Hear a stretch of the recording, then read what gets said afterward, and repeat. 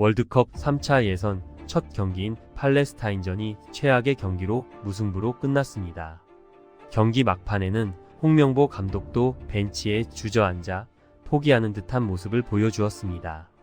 이러한 상황 속에서 김민재의 돌발 행동이 나와 축구팬이 김민재에게 혼날 일인가? 라는 논란이 일고 있습니다. 경기 종료를 알리는 휘슬이 울린 뒤 분노한 축구팬들은 홍명보 감독과 정몽규 회장을 향해 야유를 보냈습니다.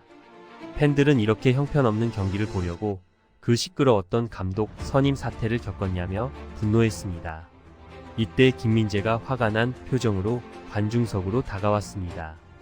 많은 팬들은 김민재가 무승부 경기에 대해 사과할 줄 알았고, 일부 관중들은 김민재를 위로하며 박수를 쳐주는 분위기였습니다. 하지만 김민재는 굳은 표정으로 양손을 들어 분노의 목소리를 그만하라는 제스처를 취했습니다. 그는 고개를 좌우로 흔들며 축구 팬들의 야유에 대해 이해할 수 없다는 태도를 보였습니다. 이후 공동 취재 구역에서 김민재는 이 상황에 대해 설명했습니다. 그는 못하기를 바라고 응원해주시는 부분들이 조금 아쉬워서 그렇게 말씀드리고 싶었다 며 팬들의 응원 태도에 대해 아쉬움을 표현했습니다. 김민재는 또한 한국 대표팀이 팔레스타인에게 졸전을 하라고 기대하고 응원했다며, 일부 축구 팬들이 한국 선수들이 공격할 때 야유하고 팔레스타인 선수들이 공격할 때 응원하는 모습을 보았다고 주장했습니다. 그는 그렇게 응원해서 그렇게 말씀드렸다고 덧붙였습니다. 이어 전혀 심각한 분위기는 아니었다며 별것 아니었다는 식으로 설명하며 심각하게 받아들이지 않았으면 좋겠다는 말로 상황을 마무리했습니다. 하지만 그의 발언은 많은 팬들에게 빈정거림으로 들렸습니다. 기자가 야유는 선수들이 아닌 감독님과 대한축구협회를 향한 것이라고 지적했으나, 김민재는 팬들이 좋지 않게 생각하실 분들은 그렇게 생각하셔도 되는데 전혀 그럴 의도는 없었다고 대답하며 그의 발언은 팬들에게 더 큰 실망을 안겼습니다. 김민재는 이어 그런 것으로 변명하고 싶지 않다. 선수들이 생각하는 것이 아니라 그냥 나 개인적으로 조금 아쉬워서 그렇게 말씀드렸다고 말했습니다. 김민재의 주장과 달리 축구 팬들은 그의 행동이 무례하다고 비판했습니다. 팬들은 김민재가 경기 후 팬들에게 화를 낸 것에 대해 이해할 수 없다는 반응을 보였습니다. 손흥민은 김민재의 돌발 행동에 대해 그런 행동은 다시는 나오면 안 된다고 비판했습니다. 그는 홈에서는 우리가 스스로 적을 만들면 안 된다며, 경기 종료 후 선수들이 직접 팬들에게 다가가 항의하는 것은 불필요한 행동이라고 지적했습니다. 이어 우리가 상대를 무너뜨리는데 어떻게 하면 도움이 될지 팬들 입장에서도 생각해 주시고 많은 응원을 부탁드린다고 당부했습니다. 손흥민은 또 형들이 열심히 뛰어주고 다 같이 열심히 했는데 기회를 살리지 못해 미안하다고 고개를 숙였습니다. 홍명보 감독에 대한 팬들의 야유에 대해서는 대한민국을 대표하는 선수로서 많이 안타깝고 아쉽다. 감독님 모시고 첫 경기였는데 응원보다 야유로 시작해서 아쉽게 생각한다고 말했습니다. 이어 우리 선수들은 100% 감독님을 믿고 따른다. 감독님이 우리에게 이기고 좋은 축구를 할 수 있게 만들어주실 거라 믿고 있다며 홍명보 감독을 향한 신뢰를 보였습니다.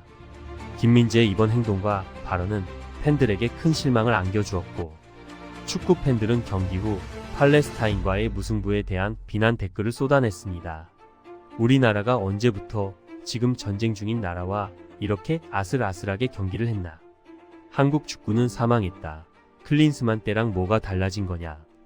홍명보, 정몽규는 사퇴하라라는 반응들이 이어졌습니다. 이날 대표팀 응원단 붉은 악마는 경기장에 홍명보 감독과 대한축구협회, 정몽규 축구협회장을 비난하는 걸개를 내걸었습니다.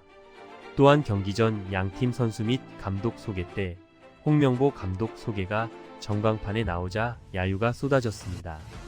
홍명보 감독의 한국 대표팀이 팔레스타인과 충격적인 무승부 경기를 펼치는 사이, 신태용 감독이 이끄는 인도네시아 대표팀은 강호 사우디아라비아 원정 경기에서 귀중한 승점을 따냈습니다. 일본도 중국을 상대로 7대0 완승을 거두며 대조적인 모습을 보였습니다. 김민재의 발언과 태도는 개인적인 문제일 수 있지만 축구협회와 홍명보 감독의 책임도 크다고 할 수 있습니다. 한국 축구와 축구 팬들에게 피해를 입힌 그들은 이를 바로잡기 위한 생각이 부족한 것으로 보입니다. 축구 팬들이 단지 닥치고 응원이나 해야 한다. 는 김민재의 태도는 축구 팬들의 기대와는 전혀 다른 것이었고 많은 이들에게 큰 실망을 안겼습니다.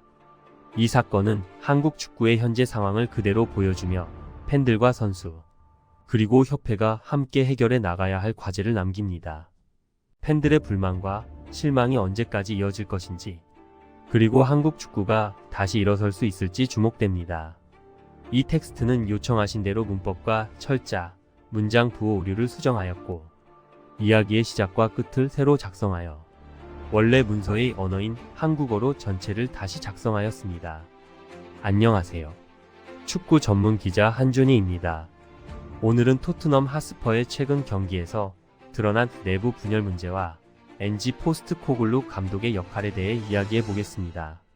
특히 뉴캐슬 유나이티드전에서 발생한 상황과 손흥민 선수의 역할을 중심으로 분석해 보겠습니다. 뉴캐슬 유나이티드전에서 패배를 겪은 과정 속에서 토트넘 선수단의 내부 분열 문제가 더욱 부각되었고 포스트코글루 감독이 이 문제를 제대로 해결하지 못한 책임이 있다는 점이 추가적으로 드러나 실망감을 주고 있습니다. 영국 런던 지역의 축구 전문 매체인 풋볼 런던은 토트넘 주장 손흥민 선수가 경기 도중 프리킥 상황에서 키커를 정하지 못해 우왕좌왕하다가 포스트코글루 감독에게 긴급히 결단을 요구해야 했던 상황이 있었다며 토트넘 선수단의 내부 규율 문제를 제기했습니다. 당시 어떤 일이 있었던 것인지 그리고 이 상황이 손흥민 선수의 득점 능력을 제대로 활용하지 못하는 이유에 대해 설명해 드리겠습니다. 또 다른 근본적인 원인이 무엇인지 분석해 보겠습니다. 마지막으로 현지 보도 원문을 통해 이 문제를 자세히 살펴보겠습니다. 먼저 영국 풋볼 런던의 토트넘 담당 기자인 알레스테어 골드의 보도 내용을 살펴보겠습니다. 기사 제목은 왜 손흥민 선수는 경기 도중 토트넘 선수단의 중요한 결정을 포스트코글루 감독에게 요구했는가입니다. 뉴캐슬전 후반전 도중 토트넘은 박스 바깥에서 매우 위협적인 위치에서 프리킥을 얻어냈습니다. 이때 제임스 매디슨과 페드로 포로 중 누가 킥을 할지 누가 슈팅을 해야 할지 결정하지 못하는 이상한 상황이 발생했습니다. 이전까지 토트넘의 공격 세트피스는 대부분 영리하게 짜여져 있었고 이전보다 더 나아진 모습을 보였지만 이번 상황에서는 혼란이 있었습니다. 특히 손흥민 선수에게 짧은 패스를 연결하고 박스 안으로 뛰어드는 선수들에게 빠르게 재차 패스를 내주는 패턴이 있었는데 이번에는 제대로 작동하지 않았습니다. 직접 득점할 수 있는 위치에서 프리킥이 주어졌음에도 불구하고 포로와 매디슨이 서로 공을 차겠다고 욕심을 내는 모습이 보였습니다. 더 중요한 것은 비수마 선수도 이 상황에 욕심을 내며 가담했다는 점입니다. 비수마 선수는 올 시즌 토트넘에 입단한 후 자신의 첫 골을 터뜨리며 자신감을 얻었지만 이 상황에서 손흥민 선수가 중재를 해야 했고 결국에는 감독이 결정을 내려야 했던 상황이 발생했습니다. 이는 토트넘 내부의 교통 정리가 제대로 이루어지지 않았으며 위계 질서가 흔들리고 있음을 보여주는 장면이었습니다. 손흥민 선수는 이 상황에서 벤치를 향해 포스트코글루 감독에게 결정을 요구하는 제스처를 취했으며 결국 감독의 지시에 따라 결정이 내려졌습니다. 이러한 혼란스러운 상황은 토트넘의 리더십과 내부 규율에 대한 문제를 다시금 제기하게 만들었습니다. 감독의 역할이 중요한 이 시점에서 팀의 결속력을 강화하고 선수들 간의 신뢰를 회복하는 것이 필요합니다. 이번 뉴캐슬 유나이티드전에서 드러난 토트넘의 내부 분열과 포스트코글루 감독의 역할 부재는 팀의 현재 상태를 명확하게 보여주었습니다. 손흥민 선수는 이러한 혼란 속에서도 팀을 위해 노력했지만 결국 감독의 결단이 필요한 상황이었습니다.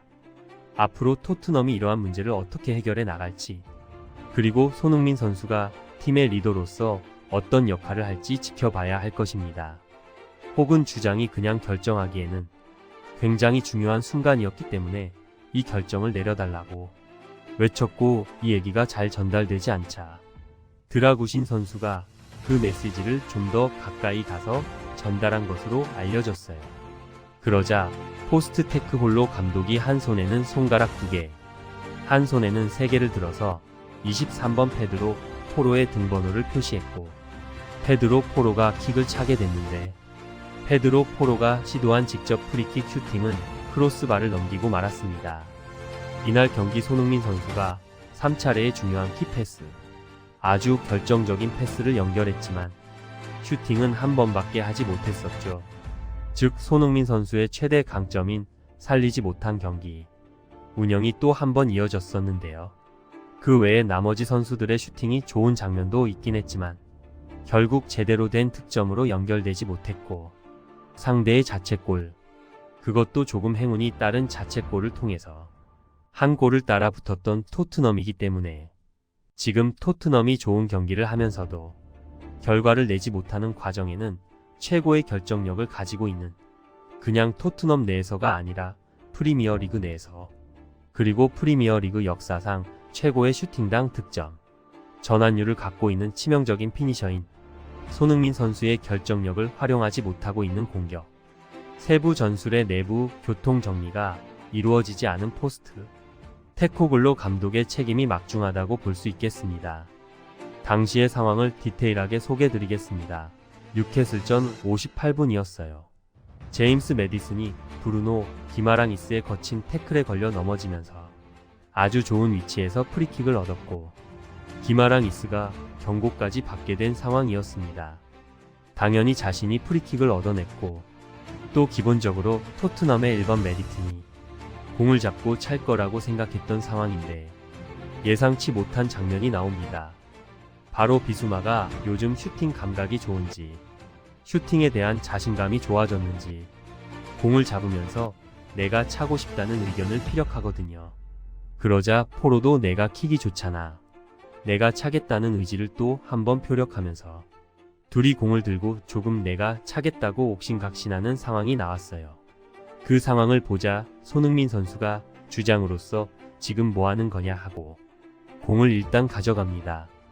둘이 서로 공을 내가 할 거야 하고 이런 상황이 지속되는 것은 외부에서 보기에도 안 좋고 내부 분열, 내부의 정신적인 부분까지도 단합을 해칠 수가 있기 때문에 일단 손흥민 선수가 공을 가져간 것인데요. 그리고 나서 비수마가 조금 프로와의 언쟁 속에 토라진 모습을 보이게 돼요.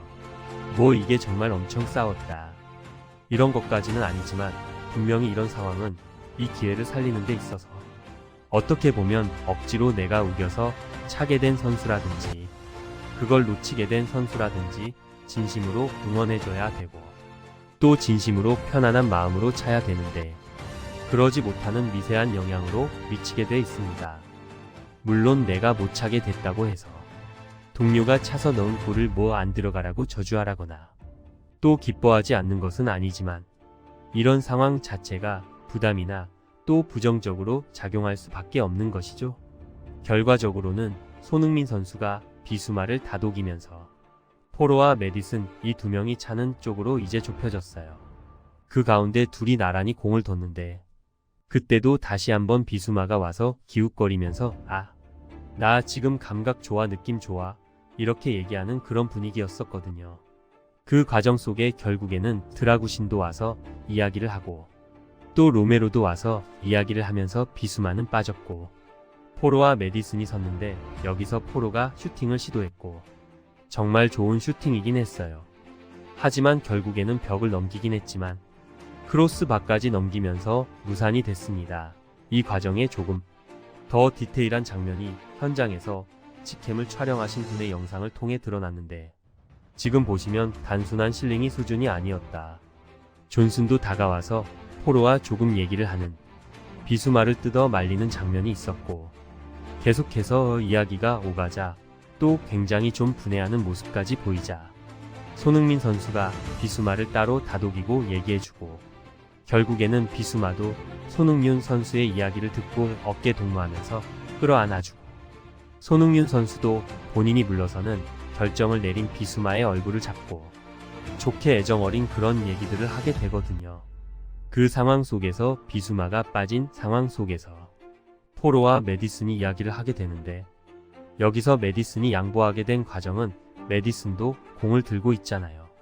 감독이 23번을 표기하면서 포로를 지목했기 때문이지, 이 지목이 없었다면 계속해서 둘이 서로 찾겠다라는 의견, 대립이 분명히 있을 수 있었던 장면이라고 보면 되시겠습니다.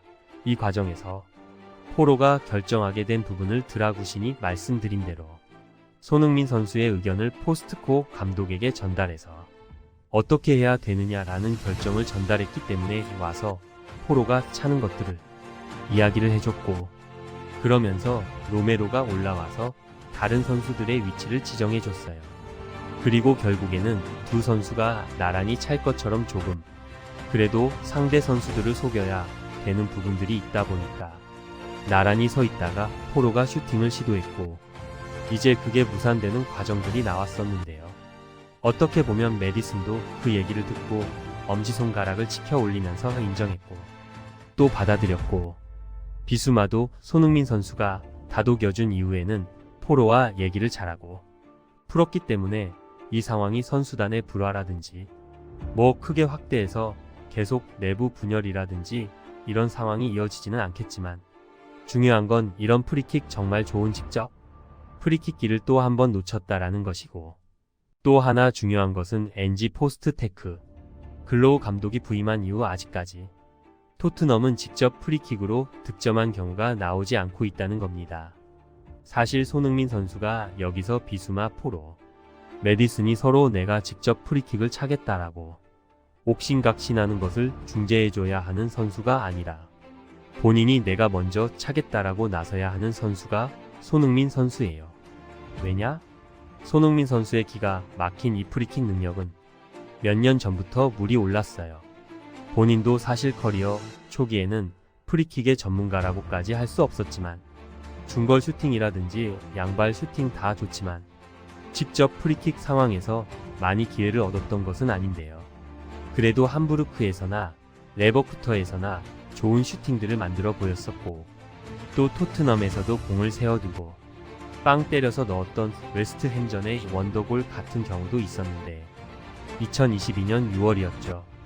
파라과이 칠레와의 어매치 경기에서 오른발 프리킥 슛을 연달아서 성공시켰는데, 이때 한 번은 골문 우측 상단 구석, 한 번은 골문 왼쪽 상단 구석을 각기 다른 곳을 정확하게 노려서 찔러 넣었고, 이건 친선 경기였지만 올 초에 열렸던 2023 카타르 아시안컵 때는 호주와의 경기에서 절체절명의 순간 페널트 에어리어 왼쪽 후방 바로 바깥에서 시작되었고, 오른발 프리킥 슈팅이 또 니어포스트를 노리는 정교하고 예리하고 강력한 슈팅으로 아주 심리적인 압박의 큰 순간에서도 득점을 했기 때문에 손흥민 선수야말로 지금 토트넘에 속한 선수들 중에서도 가장 프리킥 감각이 좋은 선수다.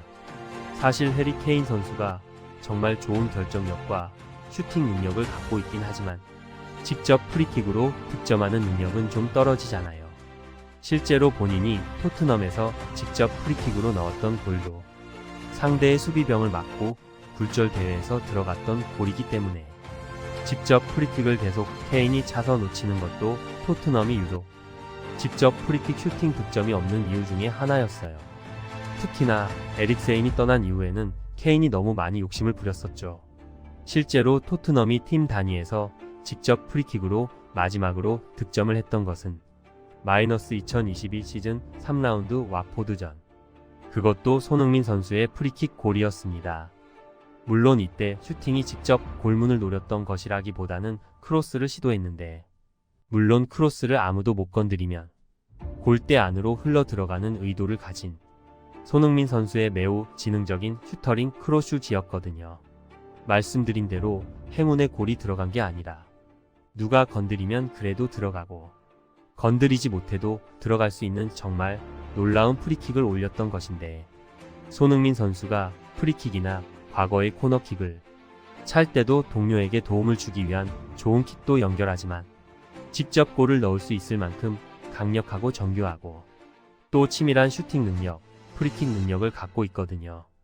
그렇기 때문에 또한 어매치에서 한국 대표팀에서도 이렇게 프리킥을 계속해서 넣고 있기 때문에 토트넘의 현지 팬들도 손흥민 선수가 프리킥을 차야 되는 거 아니냐고 얘기가 나오고 있는데, 지금 상황은 물론 메디슨과 포로의 킥 능력이 굉장히 좋고 좋은 프리킥을 뿌리는 선수들이기 때문에 이 선수들도 충분히 찰 자격이 있어요.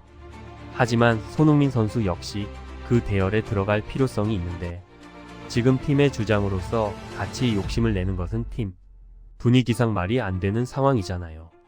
주장을 맡은 손흥민 선수가 욕심을 낼 수 없는 상황이라고 봐야 되고, 어떻게 보면 지금 메디슨이 포로에게 양보를 한 것도 부주장인 메디슨이니까요. 부주장이니까 어느 정도 팀을 위해 양보한 면도 있는 것이죠. 물론 이런 양보가 필요한 순간도 있고 누구 하나가 독식해야 되는 것은 아니지만, 가장 좋은 컨디션, 가장 좋은 능력과 신뢰가 가진 선수가 차야 된다는 점에 있어서 이런 부분들은 선수들끼리 얘기해서 정리하는 게 아니라 감독이 확실하게 순번과 위치에 따른 우선순위를 정해놓고 세트피스를 치밀하게 준비해놓고 성공률을 높여야지, 누구의 마음이 어떻고 누구의 분배를 어떻고 누가 나눠차고 이런 게 중요한 게 아니라 이 기회를 잘 살리는 게 중요하다는 생각을 해야 되는 겁니다. 포로와 메디 마지막 프리킥 득점 기록을 보시면 페드로 포로가 좋은 슈팅률을 갖고 있긴 하고, 또 토트넘에 와서도 프리킥 슈팅으로 골대를 때린 적은 있지만, 그가 마지막으로 공식 경기에서 프리킥 득점을 했던 것은 2020-2021 시즌 스포팅 리스폰 시절에 파말리칸을 상대로 했던 프리킥 득점이었거든요. 즉 손흥민 선수보다도 최근에 공식 경기에서 프리킥 득점을 했던 기억이 아주 오래전이라는 거예요. 물론 메디슨 선수 같은 경우에는 당장 지난 2022-2023 시즌 토트넘에 입단하기 전에 마지막에 리서치트에서 시즌에 굉장히 많은 프리킥골을 넣었었죠. 당시 사우스햄튼전에 직접 프리킥골을 넣었었고, 노팅홈전도 멀티골을 넣는 과정 속에 한 골을 직접 프리킥골로 넣었고, 매 시즌 정말 직접 프리킥골로 여러 번 득점을 했던 선수이기 때문에 이 선수가 좋은 키커인 건 맞지만, 일단 토트넘에 와서는 시도했던 그 어떤 직접 프리킥 슈팅도 득점으로 연결되지 못했잖아요. 그렇다면 포로와 메디슨에게만 기회를 줄 것이 아니라 손흥민 선수에게도 프리킥 기회를 줘야 되고, 또 훈련을 통해서 이런 부분들을 가다듬고 확인하고, 그렇게 해서 위치별로 무조건 풀킥이 났으면 누가 탄다가 아니라 어떤 위치에선 누가 천공이 좋고 어떤 위치에선 누구의 킥의 구질이 좋고, 그런 것들에 따라서 세밀하게 정리를 해야 되는 것이 감독의 역할이고 코칭 스태프의 역할이라는 겁니다. 게다가 주장을 맡고 난 이후 손흥민 선수는 더욱더 이타적인 플레이 팀원들의 분위기를 조금 이끌어가고 뭉치게 만들기 위해서 양보하는 경우가 너무나 많아요. 손흥민 선수 역시 욕심이 없지 않을 텐데 본인까지 욕심을 부리기가 어렵고, 또 첫 채널에 어린 선수들로 많이 구성이 되고 어린 선수들도 리빌딩이 되고 있다 보니까 더더욱 양보를